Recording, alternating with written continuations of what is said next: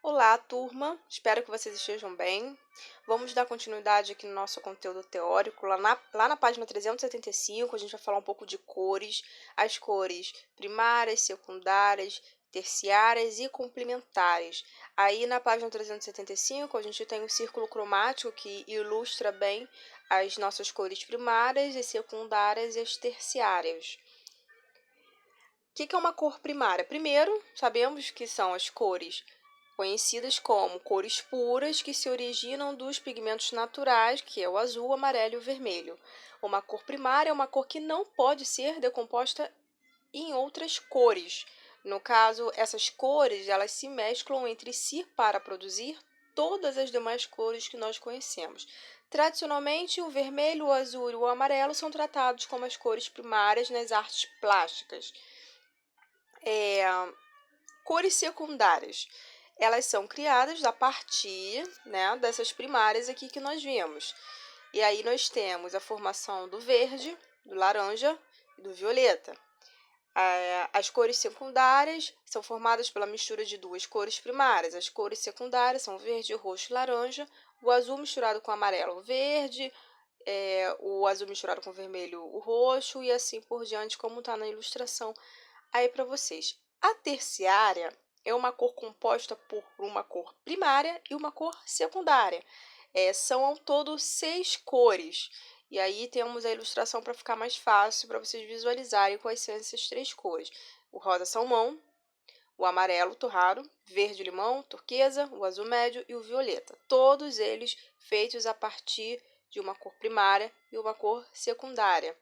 A nomenclatura das cores terciárias, elas variam bastante quanto aos lugares e as pessoas. As cores são sempre as mesmas, mas cada lugar dá seu nome. Essas aí que eu falei em cima, o rosa salmão, ela pode ser conhecida com outro nome.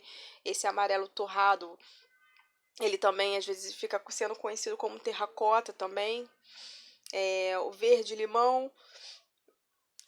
Enfim, as cores terciárias podem ainda ser consideradas as misturas das cores secundárias, nomeadamente como verde azeitona, o roxo laranja, que dá o púrpura, e entre outras aí que dão as cores terciárias. E as complementares?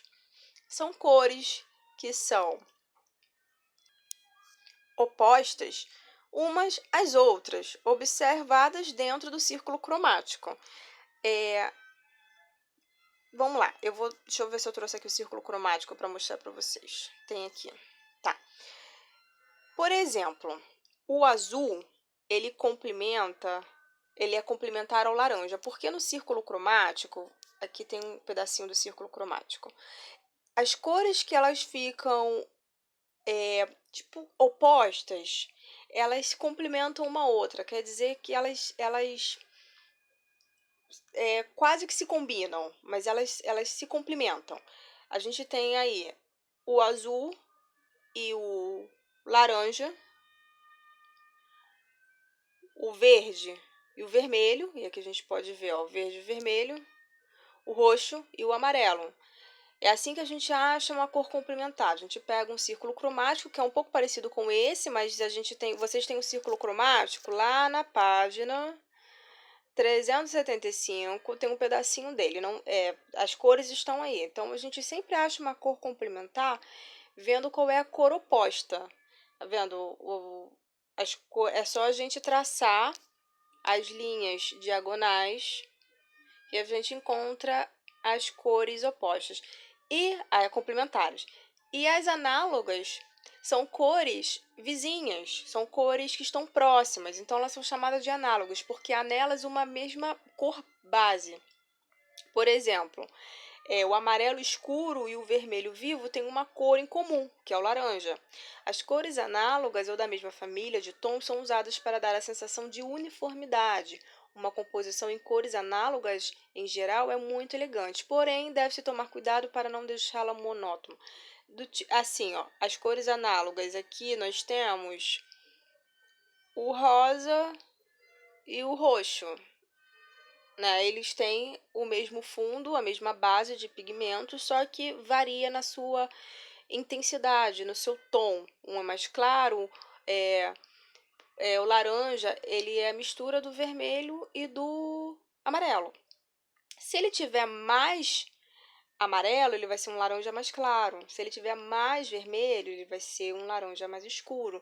E aí elas vão se tornando mais próximas da cor base, né? Que no caso a cor base é o vermelho e o laranja, mas dependendo do seu tom, é que a gente vai saber se ela é análoga mais do vermelho ou do amarelo. As cores utilizadas, ela tem muita influência no tipo de clima que se cria, uma vez que as chamadas cores frias tendem a criar um efeito calmante e as cores quentes, eles tendem a causar um pouco mais de agitação. A gente não vai entrar aqui porque enfim, é um assunto um pouco mais extenso, mas na psicologia das cores, um estudo, né, científico que mostra realmente que as cores elas causam influência nas nossas emoções, que certos cômodos, para quem trabalha com design de interiores, com decoração, aprende que existe cores que não se usam em quarto, cores que não se usam em cozinha, por causa justamente da sensação que as cores causam. Vocês vão ver isso no livro de vocês mais pra frente. Então, nós temos as denominadas cores frias e cores quentes.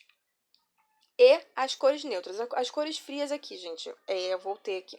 São aquelas cores onde existem a predominância do tom de azul, verde e roxo. Elas são caracterizadas como cores tristes e melancólicas, dando a sensação de calma e tranquilidade.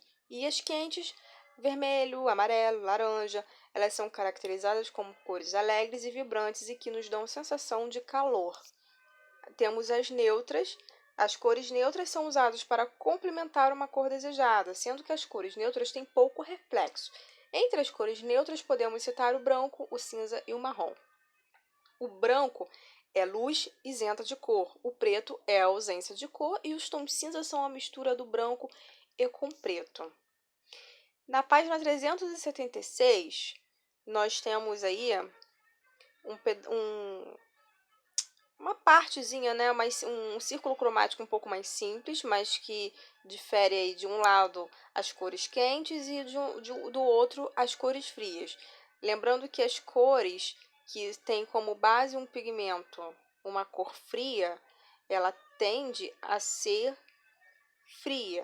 Mas existe também as cores que usam uma cor quente com uma cor fria. E aí ela vai ser fria ou quente? Depende. Depende da quantidade de pigmento que levou. Se ela levou mais vermelho, ela vai ser uma cor quente. Se ela levou mais azul, ela vai ser uma cor, vai puxar para o tom frio, tá?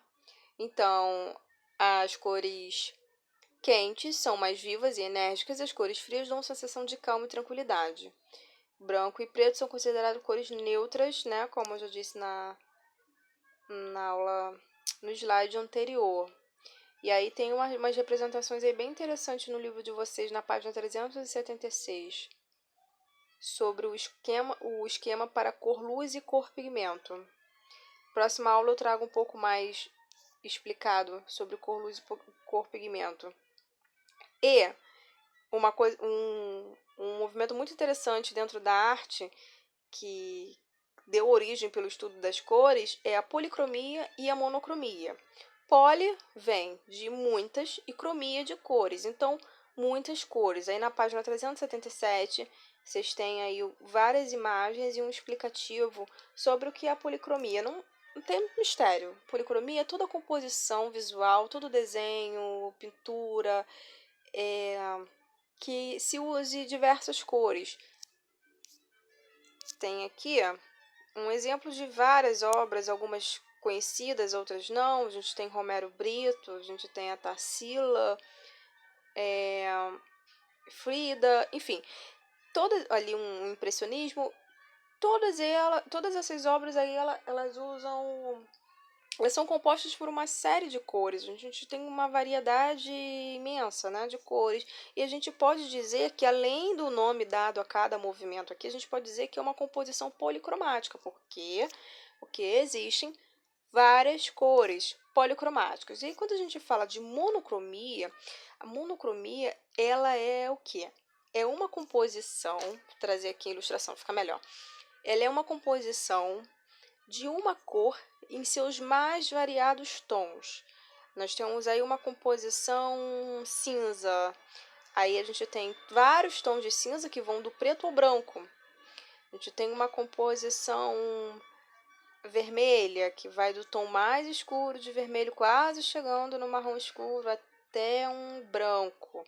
Aqui no slide anterior, a gente consegue ver que monocromia é a gradação de valor e intensidade de uma mesma cor, misturadas com preto, tornando-se mais escuras, e com branco, que ficam mais claras, como vocês viram ali no slide que eu passei.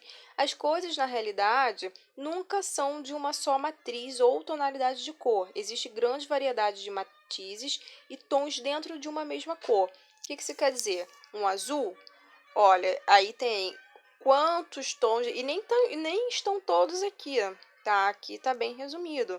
Então, dentro de uma matiz, que é o azul, existe uma tonalidade de cor de vários tons. As cores recebem influência da luz, da intensidade, dos reflexos e também da nossa própria retina, que é o jeito que a gente enxerga. Então tá aí, pessoal, um exemplo de monocromia, tá? Mono, uma cor, né? E da policromia, várias cores.